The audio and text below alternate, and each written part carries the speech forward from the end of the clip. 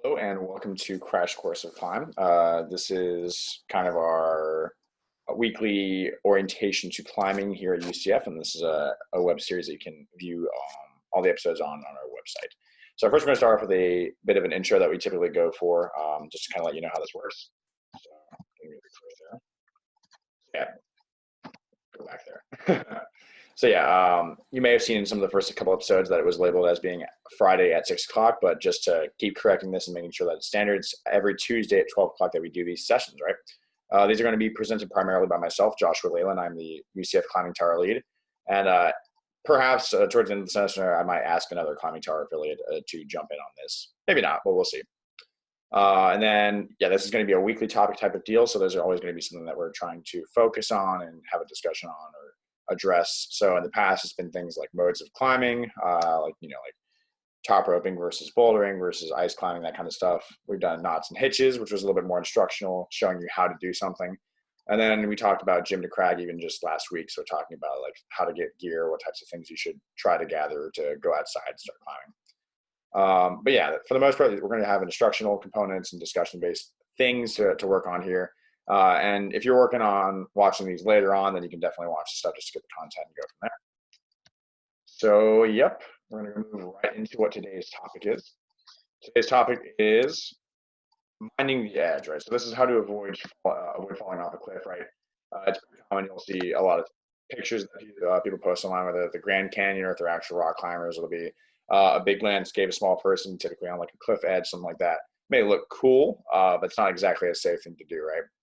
So what I want to say really to start off is that it may be tempting to snap a picture or get close to an edge and look over and do things like that. We're going to talk about how freak accidents can and absolutely do happen. And we're just going to talk about why you would want to approach cliff edge in the first place, when it might be warranted, stuff like that. So whether setting up top rope or doing anything else, just a little bit of security definitely helps you out. So we'll talk about how that kind of works. So the first thing I want to do is kind of touch on a topic that we talked about actually on our first Crash Course Climb. I guess it was Friday Night Climb at the time. Topic, which was difficulty ratings. And in our American difficulty rating for roped climbs, the YDS, the Yosemite Decimal System, there is a particular part of that grading system that covers the class of the terrain. We're going to go back to mentioning that real quick to kind of delve into. So yeah, we're going to talk about the class, right? So we're going to recall that YDS, you have classes 1 through 5, right? And that pretty much describes how difficult the terrain is, how technical you need to be on that terrain. So if it's class 1, it's like a leisurely hike where you don't really need any equipment. You might not even need hiking boots. Whereas you advance to maybe class 3, it's a little bit more treacherous. There's some scrambling. There's significant drops, stuff in the way. You might have to use a rope to go along. And then, class 5 is going to be rock climbing, where you need a rope to secure yourself. It's vertical terrain, that sort of thing. So, you can run into edges and anything like class 3 and up or so, like little edges that you can maybe fall into, get a foot stuck in, or even sheer cliff faces where you might be walking next to them. Kind of like in that first picture there on the top, you see a line of people protecting themselves with harnesses and like a hand line and a rope line that they're going along. So that way they don't go tumbling down that cliff right there. And now that might not be straight up rock climbing, obviously, since they're just kind of going on a rigorous trail. But they're still, minding that edge there and protecting themselves. So yeah, we want to recall that YDS, kind of look at the terrain that we're on. We want to think about, again, is it sheer cliffs? Is it gradual declines? Is it like a hill that's just going to send you going down really fast like a snowball? Or is it actually like a sheer cliff face that you could fall off? Another thing to keep in mind is whether there's gaps or holes. This is pretty big in like caving and glacier travel. So on that bottom picture there, you see a bunch of people traveling on a snowy hill, or at least what looks like a snowy hill. If you're in the cave and you're, have like a light on or something, you could be walking around on what looks like flat ground, and there could be one like foot-sized hole or a body-sized hole that might just be like, I don't know, like a 90-foot drop. You never know. So knowing, where gaps and holes are and what kind of protection you would need and what's warranted is also great. Again, for that bottom picture, since they're doing great glacier travel, whenever you're traveling on a glacier like that, there's always the somewhat realistic concern that there's a crevasse nearby, right? So there can be giant holes from where the ice freezes and separates a little bit that gets covered up by snow, so everything looks like flat ground. But you might step on something and then, someone falls in. So that's why they have like a line of people on the bottom there, all connected by a rope. Instead, as opposed to just walking around and hoping they're not walking on edges like that. So that's, I mean, that's a great example of why we should protect ourselves and not just, arbitrarily walk towards edges or into unknown territory. So again, with the terrain being known, we want to know like exactly what we're walking into. If you don't know what you're walking into, you want to prepare for that. You'll see I use the term bomber there. That's kind of a climbing term for something that's secure or really like it's definitely safe or you definitely trust it, right? So in that kind of glacier travel sort of things, the terrain itself isn't really bomber. You just want to know, again, what you're getting into and how to prepare for it. Um, and with the terrain, is it rock, is it ice, is it dirt? There's a lot of things to consider there. For the most part, when you're doing like cliff edges, if you're approaching an edge, it's going to be dirt or rock for the most part. And then there's, the ice crevasses that, gradually dip into a hole like that. So those are just a couple considerations for, what you should be thinking about if you were to go into terrain that has its stuff. And that kind of defines, what types of edges you might see. It's not always going to be that, big rocky cliff that juts out from the trail that people like to go and stand on, right? Some of this stuff might be a little bit more nuanced or hard to see. So yeah, what we're going to do now is talk about why we'd even want to approach an edge in the first place. There are reasons to do so. There's times where you kind of have to for certain applications in climbing or other types of recreation. So we're going to talk about just a few of those to start off. So we have our top reason there is setting a top rope, right? So when you approach an edge, you might have to set up a top rope for a climb. So maybe you start at the top of a climb, and maybe there's no way to get down to the bottom, or you just happen to go there and it's more convenient. If you're going to set up a top rope, then you are going to have to go close to an edge in order to actually, reach over and set up that top rope and get the gear set up so you can drop a rope down, go to the base of the cliff, and then, start climbing on a route there. And now you could, I guess, theoretically just kind of crawl towards the edge or crouch or just be like, quote unquote, careful without any protection and reach over, but that's not really what you should do, right? So that's a situation where you'd want to connect to something to protect yourself, right? Another reason that you'd have to kind of mine an edge or negotiate an edge is for rappelling or canyoneering, right? So some people might just go out into the woods and out into like cliff faces just for rappelling, and that's super fun, and that's great. And even in climbing, there's times where you just have to rappel just to reach a certain area, right? And in that case, you do have to set something up with a rope and drop it over an edge, and then you have to slowly creep yourself over that edge and then rappel down a cliff face, right? So that's another situation where we're gonna have to deal with a cliff edge. With rappelling, it's going to be a lot easier to go ahead and mine that edge because you need to throw a rope over anyways. You're going to have to protect yourself since you're rappelling anyways. So if you are, you learn how to rappel and you go out and you want to do that, you're already going to be kind of in the mindset of protecting that edge and being careful as you go over it.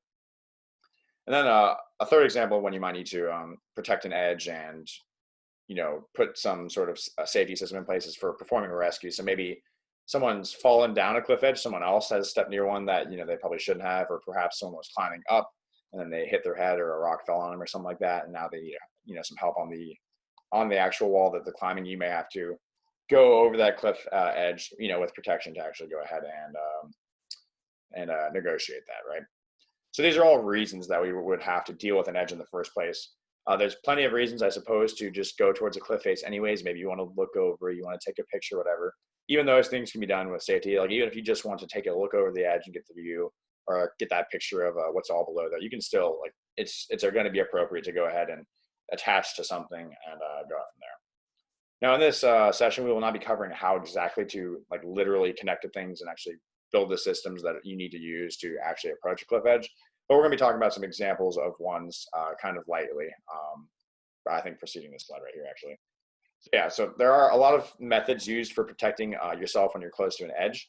And that's always going to be some form of a tether, right? So a tether is just going to be something that connects you to protection, so that way you don't go any farther than what the tether allows, thus, keeping you relatively safe over the edge. I say relatively safe because nothing is truly safe, right? Like there's always things that can go wrong. So in these pictures, I'll talk about this one on the top left first. So this type of tether is actually one that you would use with climbing rope that you're already tied into. So, you're connected to a climbing rope, and then that climbing rope is connected to some form of an anchor here. We've talked about anchors a couple times in the past couple sessions. And again, an anchor is just going to be some sort of configuration with multiple different pieces connecting to rock somehow. So in this case, it's Trad gear pieces, those are spring-loaded camming devices. You can press them and put them in a crack, and then they expand into that crack and hold on real tight. So if that person back there that's standing up, if they were to slip and fall backwards, they're just going to get kind of stopped, just dead stopped right there. They might slightly go over the cliff just by, like maybe their legs are dangling down, but they're not going to continue to fall over that cliff because they're connected to a tether there, right? So I think the bottom point I have there is that the tether can be adjusted before and or during the approach, depending on what you do. So something like what they have set up there, they're tied into the rope and that rope's directly connected to that. So that's basically just a certain length of a leash. They can't really change the length of that leash as they move, at least I think with the system they have set up. So basically they're just going to take a guess at how far away the edge is and set that length so they can approach it. And then once they reach the end of that leash, they're not going to be able to go any farther. Now, if you look at something to the picture on the right, what's going on there is there's a climber who's sitting on a cliff edge, and whoever took that picture is actually belaying the climber probably. So that rope is connected to the climber. It goes back to the person who's taking that photo, who is managing the length of rope that they're giving with a friction device, a belay device, if you will.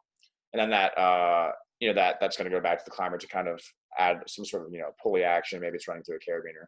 So that climber can change the length of where they're going. The whole time they approach the edge, they probably have some sort of tightness to where they're going, so they're always somewhat secure. And in that system, that would be more of a dynamic tether, right? So you have someone who's allowing them to go maybe a little bit further over the edge if they need to adjust some things. But either way, if they do fall suddenly, then the belayer is going to halt that action of the rope going through and then keep them wherever they are. So again, they might kind of fall over, but they won't be like tumbling over the edge and continue to fall. So with those first two examples, we have someone connected to a climbing rope connected to something else. So whether that's a belayer or an actual anchor that's there, that's still done with the climbing rope, but they don't actually have to always use a physical climbing rope to actually connect to things, right? So if you look at that bottom picture, this is where it gets a little bit different. That guy, what he's doing there is he's setting up a top rope or a rappel of some sort. That green rope, or just that rope that's making the V heading towards the right, that's going to be some sort of top rope anchor that he set up. So that's a line that's going back to other pieces, whether it's trad gear, like those cam devices I was talking about just a little bit earlier, or maybe he has those ropes wrapped around trees and tied off, something of that nature. Either way, he's got that thing draped over the edge so he can, connect his top rope to that and drop the rope down so they can climb to that point. But he's not connected to any climbing rope. He's actually got some flat webbing, so kind of like strapping. We typically call it webbing or slings in climbing. What he's done is he's connected that sling to himself, and then he's connected the other end of the sling directly to the climbing rope with some sort of knot, a friction hitch, if you will, or perhaps he's connected it directly to a single point. Either way, my point really is that he's using a different material. He's using a nylon sling to go ahead and connect himself to that point so he doesn't move. If he were to slip and fall over the edge, again, he'd just get dead stopped. He'd kind of be sitting where he is. He might not be comfy. He might hit his stomach a little bit. He might, bonk his head or get his leg tapped or something, but he's going to be fine. He's not going to, fall off the cliff face and then that be that. So yeah, with all these things, again, I said we won't be discussing exactly how to set these things up in particular. There's a lot that goes into making any of these systems here. So I really would just want to express that if you are interested in learning how to do this sort of thing, go ahead and actually seek some formal instruction on how to, do these things before just coming into doing them just because we're talking about them. So yeah, we'll get moving on here. We're going to talk about a quick comparison of the consequences of protecting yourself towards an edge versus not protecting yourself towards an edge. These should seem obvious, but we're going to discuss some of them anyways because there's a little bit of a nuance to them. So we're going to talk about first what happens if you do protect yourself when you're at a cliff edge, whether or not you fall. Right? So the first thing we're going to talk about is if you don't fall and you have protected yourself, you're attached to a rope and you went to a cliff edge and set some things up and then nothing bad happened. You just did your thing and then you came back, right? So if you don't fall, obviously there's no injuries. Your systems get set up. So you have your top rope set up, you have your, your rappel set up, or perhaps if you're on glacier travel, you just make it across the glacier just fine. And then as a result of those things happening, also you gain more experience with tethering, you just get more practice, you get more secure with it. Maybe you've waited a little bit as you went towards the edge, so you feel more safe with it. Now, if there is a fall when you're on protection, right, then potentially nothing happens. Maybe you just fall on your butt and you feel silly. Every now and then, maybe if it's a bit more of a sheer cliff face and you go over the edge by a foot or two, you might, cut yourself a little bit. You might bruise yourself. You might get a little scuff here and there. You could twist your ankle. Like little things can happen. But you're not going to go again tumbling over that edge. you might accidentally kick some rocks down towards climbers below. So if it's like a busy area and you're setting something on top of a cliff and there's people hiking below and you slip or kick on something, maybe you'll send some rocks down towards them. You would want to call that out, obviously. But that, that's a consequence of potentially falling on top of a crag. That's always in mind. That's why people wear helmets when they're around the crag. And then there's always, that possibility of material cutting. This is going to fall more into, setting up a system. Like if you're setting up a system to put yourself over a cliff edge or a rock edge, and again, if you've been trained how to do it, you understand it, you're going to do your best to mitigate the possibility of putting yourself on a single thing that could get cut. So like if we'll go back actually real quick on that picture. So look at the guy to the right here. He's got two lines running to him, right? Now they might be running through his harness, but those are both like two separate lines that are tied off to him. If one of those gets cut, then he has a second one to protect him, right? So that would be something to think about if you're worried about, material getting cut by it rubbing against the rock or something like that. If it's climbing rope, it's going to take quite a lot of that to do that. But it's something to think about. That's something that could happen in a fall. That's a potential consequence. Now, these are pretty clear, but if you decide to approach an edge without protection, which you shouldn't do, then here's some of the consequences that can happen if you do fall and if you don't fall, right? So we're going to talk about if you don't fall, right? So it's going to have kind of almost the same consequences. So you won't injure yourself, obviously, if you don't fall off the edge. You'll probably get your system set up. So if you approach an edge to set up a top rope and you like lay on the ground and scoot yourself out and then set up a top rope, I mean, sure, you did set up your stuff if you didn't fall, fine. And then again, if you don't fall, what you're really doing is you're reinforcing that idea that, if I don't protect myself and I'm on an edge and I'm like quote unquote careful, then I'm fine, right? So you reinforce that desire to go without any protection, which that in and of itself is pretty dangerous. That's not a good thing to have. Now, if you do fall when you don't have any protection and you're near a cliff edge, then something's going to happen. That's a guarantee. So that could be broken bones, that could be lacerations. You could probably die. Like the cliff faces can be pretty big, whether it's 60 feet or 300 feet. At a certain point, it just doesn't really matter how much longer it gets anymore. If you hit the bottom, then consequences can be pretty big. And then there's still that fear or that consequence of rock fall potentially happening if you were to approach a cliff edge basically without any protection.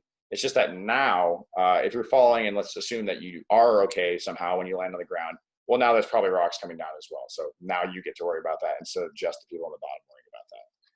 So really what I'm saying is, with any of this stuff is, there's a lot of ways to protect yourself when you're approaching an edge and setting things up and, starting to climb outdoors. It's just important that you do go ahead and do that because there's just no reason not to really. I mean, it's just a little bit more time just to make sure that nothing, terrible hopefully happens to you while you're approaching this edge. I mean, even if you're going to snap a picture real quick somewhere, in the woods, if you don't have the gear, don't go towards the edge. I mean, just like stay far away back from it, get the picture of what you're doing, and then go about your day. If you do have stuff to protect yourself, then go ahead and set a little anchor maybe, set up a tether of some sort like we talked about, and then go do that. But again, don't just do these things blindly. Like go ahead and learn how these techniques work, learn how to build anchors, learn how to, make those tethers and provide a bit of safety towards where we're going. I will say we are going to, I think in maybe a week or two, our topic is going to be talking about what anchors are, how they work. I'm not saying that we're going to talk about how to make all the different types of anchors, but we'll talk about, one or two common techniques for that. So yeah, just keep an eye out for that. Other than that, that actually is a pretty short topic for us this week, since we're just talking about mining that edge really. So are there any questions that we have at all for this topic? Sweet. So like I was saying, we're going to be talking about anchors, I think in about a week or two or so. Next week, I believe, is going to be on climbing movement. So if you want to keep an eye on that, that's going to be a little bit more technical, talking about how to, move your body on the wall, how to adjust yourself, and really just like the little small things that can make all the difference when you're starting climbing and getting into it. So yeah, if that's all, we'll go ahead and stop this recording. Keep an eye out for all the other recordings on the RWC's website. I believe it'll be on the Climbing Towers page. So yeah, just keep an eye on that. I'll take a look at that real quick. Yeah, no problem. So we'll keep an eye on that next week. Glad to see anyone that comes. All right. And